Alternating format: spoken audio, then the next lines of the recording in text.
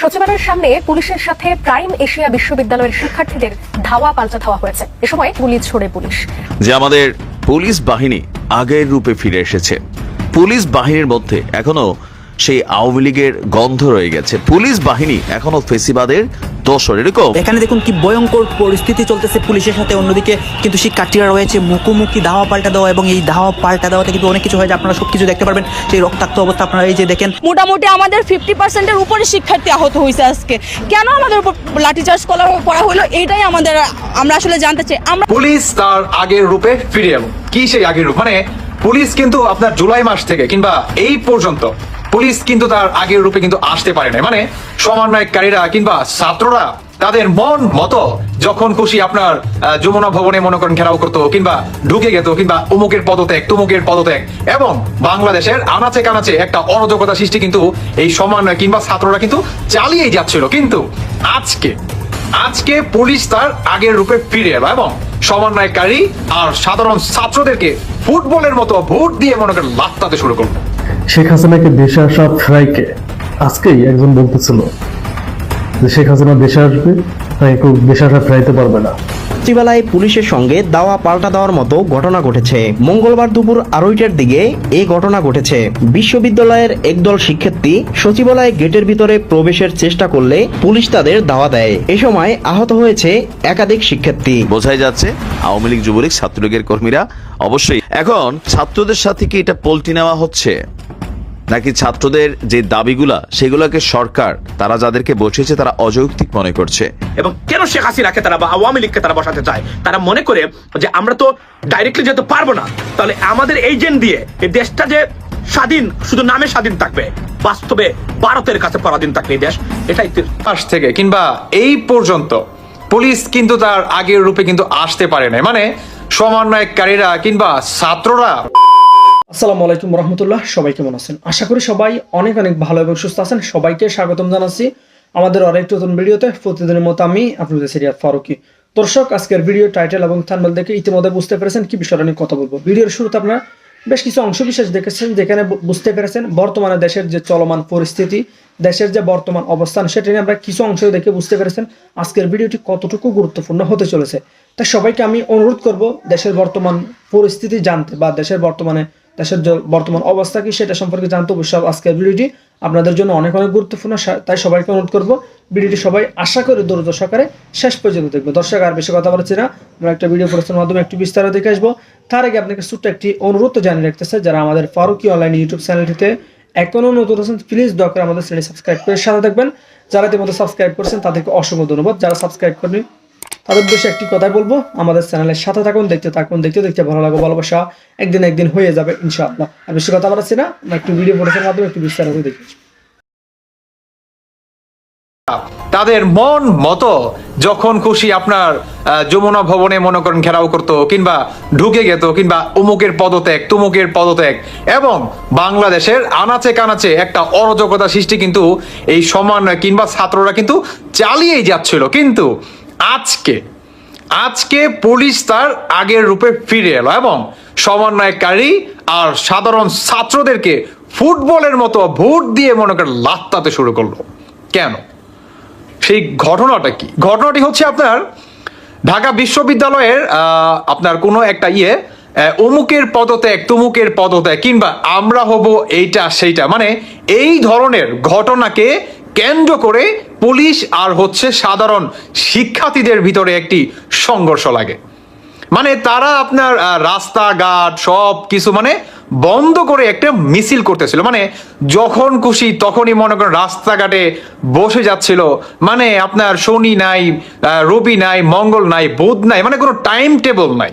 তাদের ইচ্ছা মতো যখন খুশি তখনই পুলিশের উপরে কিংবা রাস্তাঘাটে আন্দোলন নিয়ে নেমে যাচ্ছিল। কিন্তু আজকে যখন নাকি তারা রাস্তায় নামে, ঠিক তখন পুলিশ তারা মনে করেন সাধারণভাবে তাদেরকে কি থামানোর চেষ্টা চালাচ্ছিল। কিন্তু সমন্বয়কারীরা বা আপনার কিছু শিক্ষার্থীরা তারা পুলিশের উপরে কি আক্রমণ হয়ে ওঠে।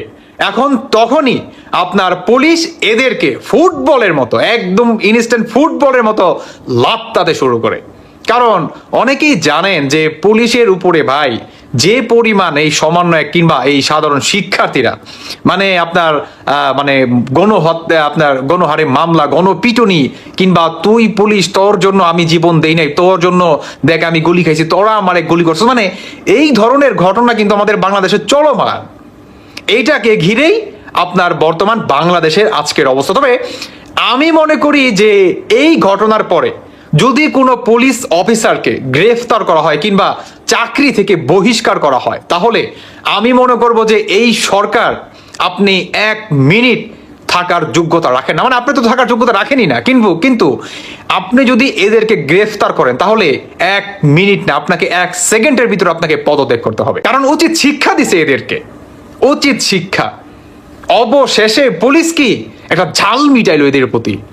আমি মনে করি ভাই ব্যক্তিগতভাবে একটা ভালো দিক। কারণ আপনি যদি দেখেন ভাই, বাংলাদেশে এরা তো সংস্কার কিংবা দ্রব্যমূল্যের দাম কিংবা সাধারণ মানুষদের ভিতরে শান্তি ফিরিয়ে নিয়ে আসবে তো দূরের কথা, এদের যে আন্দোলন, মানে যখন খুশি তখন মনে করেন আপনার যমুনা ভবনে ঢুকে যাচ্ছে, তারপরে ওইটা ঘেরাও করতেছে, সেইটা ঘেরাও করতেছে, আপনার কে থাকবে না থাকবে সেইটাও মনে করেন একটা লিজ ধরাই দিতেছে, অমুকের পদত্যাগ, তুমুকের পদত্যাগ।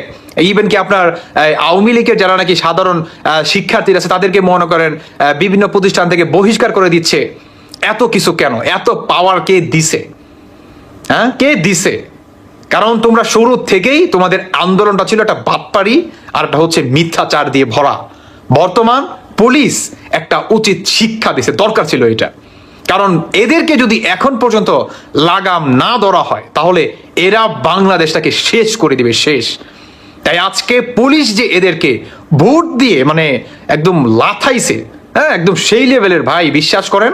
মানে হয় না যে আপনার 5 মিনিট লস টাইম দিছে, এই 5 মিনিটের ভিতরে তোমাকে একটা বিজয়, তুমি যদি জয় লাভ করতে চাও একটা গোল করতে হবে, ঠিক এই খেলাটাই মনে করেন দিছে। মানে এমন ভাবে মনে করেন লাথাইছে, একের বেস্ট। আমি মনে করি সবচেয়ে ভালো কাজ করছে। কারণ পুলিশের দরকার ছিল এই রূপে ফিরে আসাটা, না হলে পুলিশের যে একটা মানে পাওয়ার কিংবা সাধারণ মানুষের ভিতর যে একটা ভয়, সেটা কি দরকার আছে। যদি আপনার চলে যায় তাহলে বাংলাদেশটা শেষ হয়ে যাবে। এদেরকে লাগাম ধরাটা দরকার ছিল আমি মনে করি।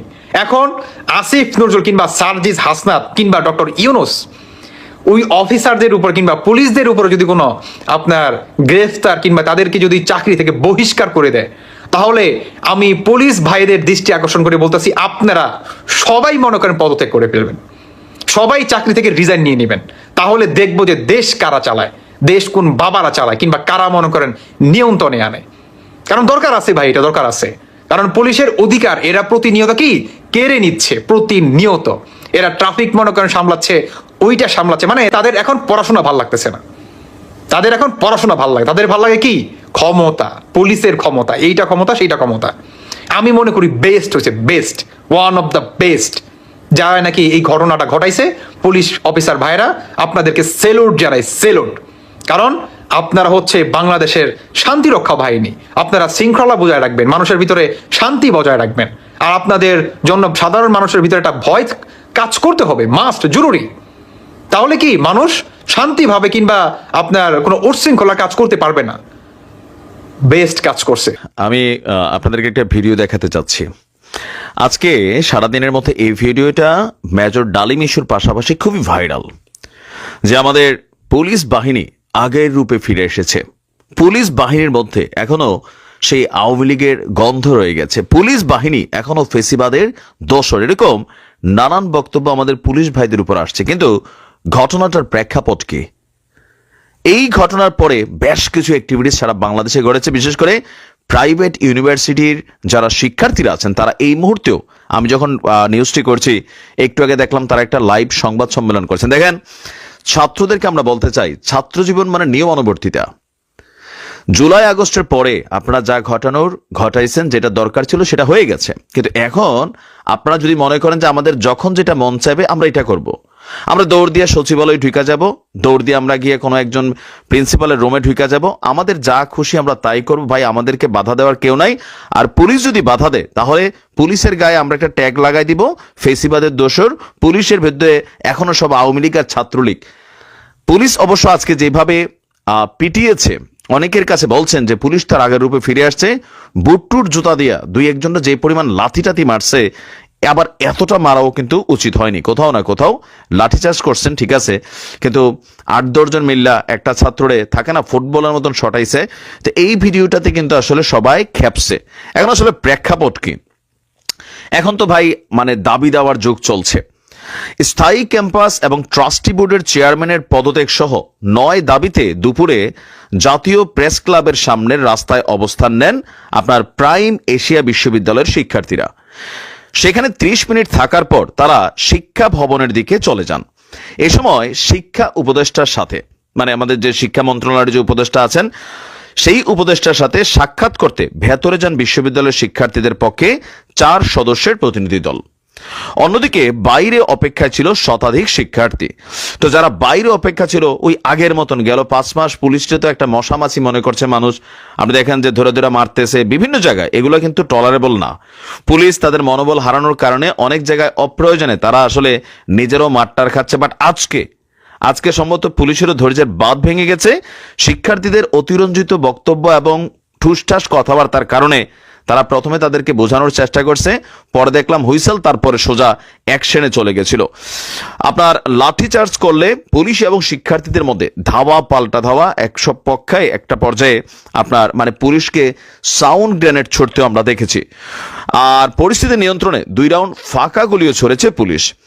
প্রত্যক্ষদর্শীরা বলছেন প্রথমে জাতীয় প্রেস ক্লাবের সামনে শিক্ষার্থীরা জড়ো হন, সেখান থেকে সচিবালয়ের 1 নম্বর গেটের সামনে এসে অবস্থান নিলে পুলিশের সঙ্গে সংঘর্ষে জড়িয়ে পড়েন তারা। শাহবাগ থানার ওসি বলছেন যে শিক্ষার্থীরা সচিবালয়ের গেটে বিশৃঙ্খলা করেছিল। তারা গেটের ভিতর যাওয়ার চেষ্টা করতেছিল, পুলিশ বাধা দিয়েছে। এরপর তাদেরকে কন্ট্রোলের জন্য পুলিশকে লাঠিচার্জ করতে হয়েছে। তো সচিবালয় সম্পর্কে ইউনূস সরকারের পুলিশ, এখন কিন্তু তারা ইউনূস সরকারের, আপনারা ইউনূস সরকারের বলেন, এখন পুলিশকে কিন্তু নির্দেশনা দেওয়া আছে সচিবালয়ে অগ্নিকাণ্ডের ঘটনার পর এটার আশেপাশে সমাবেশ, মিছিল, মিটিং এগুলো কিন্তু সরকার নিষিদ্ধ করে রাখছে। তো আপনি যখন আইন মানবেন না, আইনকে অমান্য করবেন, তখন কিন্তু পুলিশকে দায়িত্ব পালন করতেই হবে।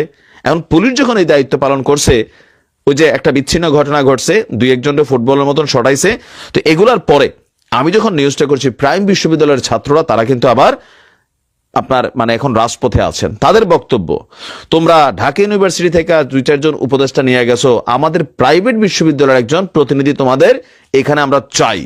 যদি আমাদের একজন প্রতিনিধি থাকতো তাহলে আজকে আমাদেরকে এইভাবে লাঠিচার্জ করতে পারত না, ফুটবলের মতো শটাইতে পারত না। এটা কি আদৌ সম্ভব? ছাত্রদের উদ্দেশ্যে বলি যে আপনাদেরও সবকিছুর মধ্যে ধৈর্য, নিয়মানুবর্তিতা, শৃঙ্খলা এগুলো থাকা জরুরি। ছাত্র হয়েছি, মন যা চায় তাই করবো, তাহলে তো বাংলাদেশ আর বাংলাদেশ থাকবে না। থাকবে না।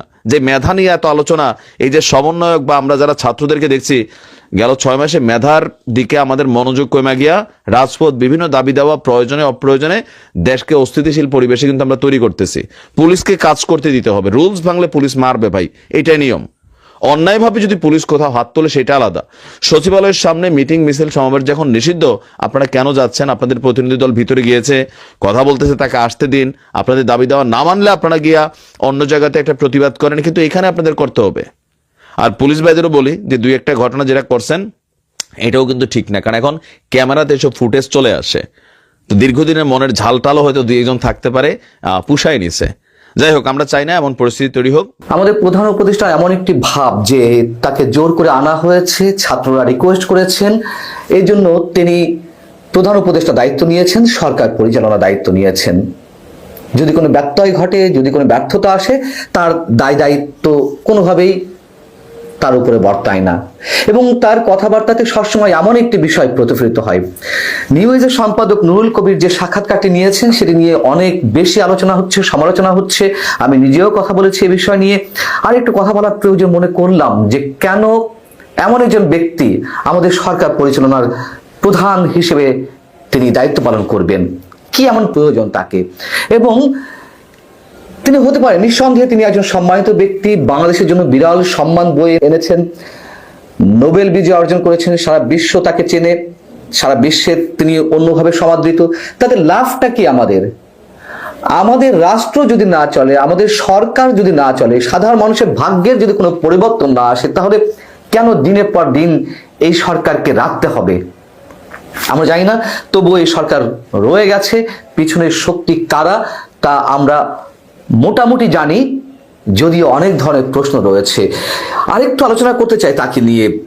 সেই ইন্টারভিউয়ের মধ্যে, নুরুল কবিরকে দেওয়া ইন্টারভিউ, তার মধ্যে যে কথাগুলো লুকায়িত আছে, তিনি যেগুলো নিজেই পরিষ্কার করে দিলেন, তিনি নিজে যেগুলো ফাঁস করে দিলেন তার যোগ্যতা সম্পর্কে, তার উপদেষ্টা পরিষদের সম্পর্কে, সেগুলো নিয়ে সম্ভবত আরো বেশি আলোচনার প্রয়োজন রয়েছে। সাংবাদিক নুরুল কবির তার কাছে প্রশ্ন করেছিলেন যে সরকারে তো 4-5 মাস হয়ে গেল, 4-5 মাস আগের আর তার পরের এই দুই জগতের মধ্যে আপনার নিজের পার্থক্যটা কি খুঁজে দেখেন? তিনি খুব সাদামাটাভাবে উত্তর দিয়েছেন। তিনি বলছেন যে এটা একটা ভিন্ন জগৎ, এটা আমার নিজস্ব জগৎ নয়, এই জগতে আমি কোনোদিন ছিলাম না, থাকার কোনো আগ্রহ ছিল না। এটা ডান বাম আমার জানা নেই, অনেকটা হাতড়িয়ে হাতড়িয়ে চলার মতো অবস্থা। কেন হাতড়িয়ে চলতে হবে? হাতড়িয়ে হাতড়িয়ে কি 18 কোটি মানুষের একটি রাষ্ট্র পরিচালনা করা যায়? অনেকে বলতে পারেন যে তিনি সাদামাটা উত্তর দিয়েছেন, তিনি সাদাসিধে মনের মানুষ, এই জন্য তিনি সোজা কথা বলেছেন। হতে পারেন সাদাসিধে মনের মানুষ, সাদাসিধে উত্তরের মধ্য দিয়ে তার রাষ্ট্র পরিচালনার কঠিন যে দণ্ড, সেই দণ্ড হাতে তুলে নেওয়া যায় না। এবং উপদেষ্টা পরিষদের পারফরমেন্স নিয়ে যখন প্রশ্ন করা হলো, তিনি বললেন যে আমার নিজের পারফরমেন্স নিয়েও তো আমি নিজে সন্দিহান, আমি নিজেই প্রশ্নবিদ্ধ। অর্থাৎ এই কথা বলে তিনি অন্যদেরকে পার করে দেওয়ার চেষ্টা করলেন। সবচেয়ে মজার যে বিষয়টি, এটি আমাকে চরমভাবে আমার মনোজগতে আঘাত করেছে। তিনি একজন অর্থনীতিবিদ, বাজার নিয়ন্ত্রণ কেন করতে পারছেন না তার তো খুব সুন্দর একটি জবাব তার জন্য দেওয়া দরকার ছিল, তার মুখ থেকে বেরিয়ে আসার খুব প্রয়োজন ছিল। সেখানেও একটা বড় উদাসীনতা, সেখানে একটা বড় তাচ্ছিল্যপূর্ণ মনোভাব আমরা প্রকাশ হতে দেখেছি। তিনি কি বলছেন?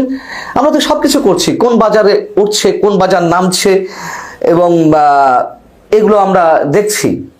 প্রশ্ন ছিল যে এগুলো অ্যানালাইসিসের বিরুদ্ধে অ্যাকশনটা কি? তিনি বলছেন আমরা সবকিছু করছি, আমরা বুদ্ধি প্রয়োগ করছি, সব ধরনের বুদ্ধি, মাথায় যত ধরনের বিষয় আছে সবগুলো আমরা অ্যাপ্লাই করছি। কি অ্যাপ্লাই? তিনি বলছেন যে আমরা বুদ্ধি দিয়ে কাভার করার চেষ্টা করছি ট্রাক দিয়ে।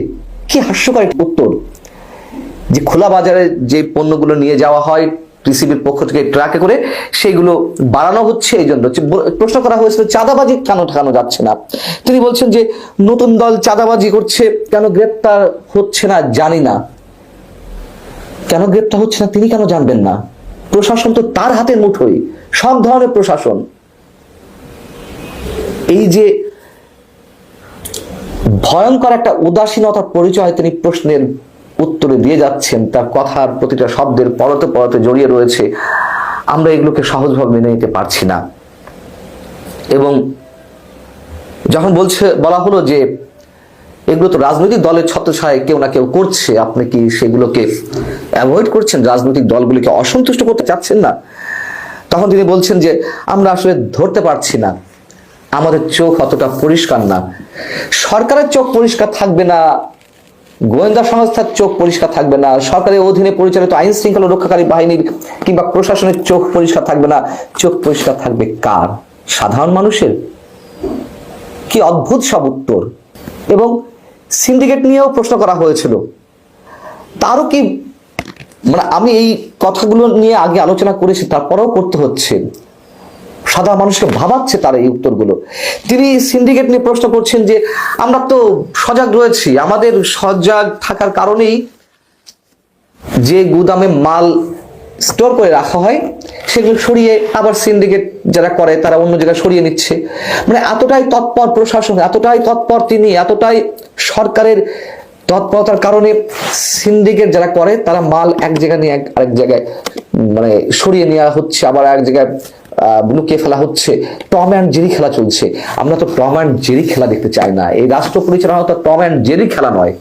তিনি তার পুরনো রাজনৈতিক দল সম্পর্কে কথা বলেছেন। তিনি বলছেন যে আমাকে জোর করে কেউ করানোর চেষ্টা করছিল একটা রাজনৈতিক দল, যখন দেখলাম যে না, এটা আমার দ্বারা সম্ভব না, আমি বাদ দিয়ে দিলাম। সবকিছুই তার কাছে ছেলে খেলার মতন। ছাত্রদের প্রসঙ্গেও তিনি কি উদাসীনতার সাথে উত্তরগুলো দিয়েছেন, যখন প্রশ্ন ছিল যে ছাত্রদের সঙ্গে রাজনৈতিক দলগুলোর সঙ্গে একটা সাংঘর্ষিক অবস্থায় পৌঁছে গেছে, তিনি বলছেন যে এটা কোনো সংঘর্ষ না, সাংঘর্ষিক পর্যায়ে পৌঁছায়নি, কোনো দুশ্চিন্তার বিষয় না।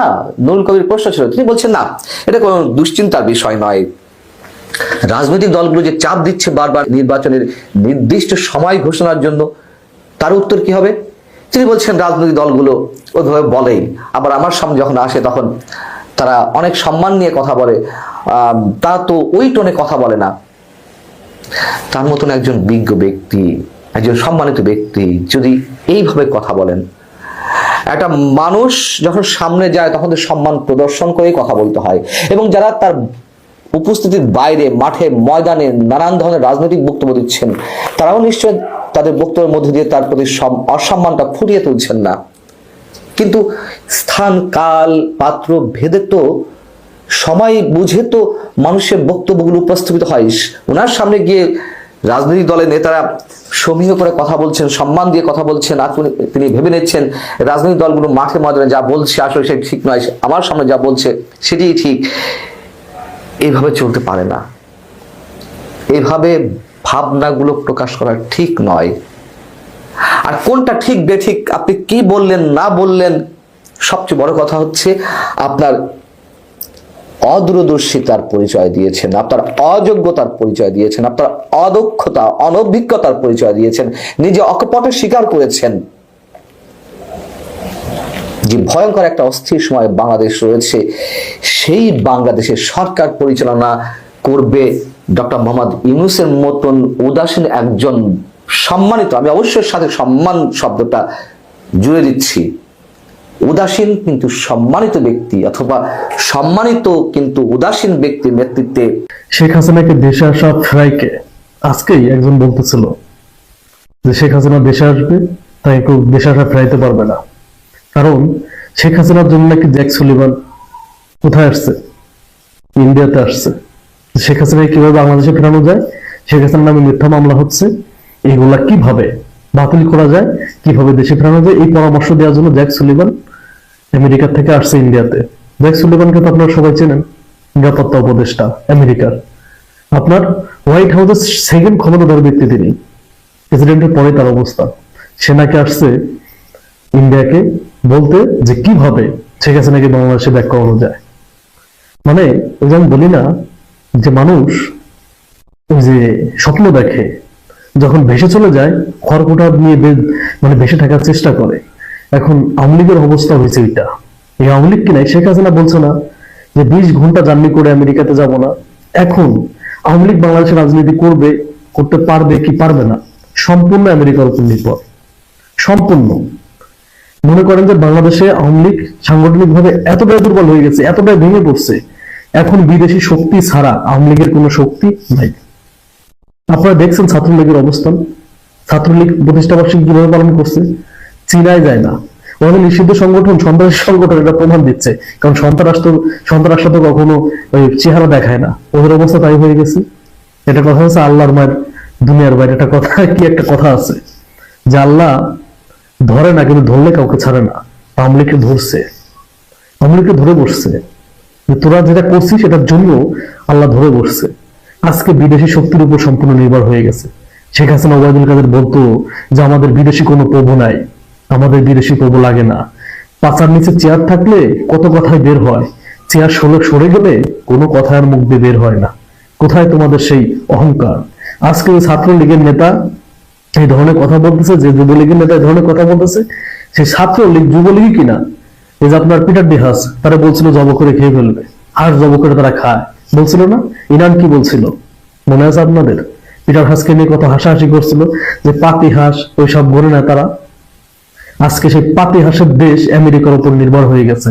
শেখ হাসিনা বাংলাদেশে আসবে, আওয়ামী লীগ বাংলাদেশে রাজনীতি করতে পারবে কি পারবে না, সম্পূর্ণ নির্ভর করতেছে আমেরিকার উপর।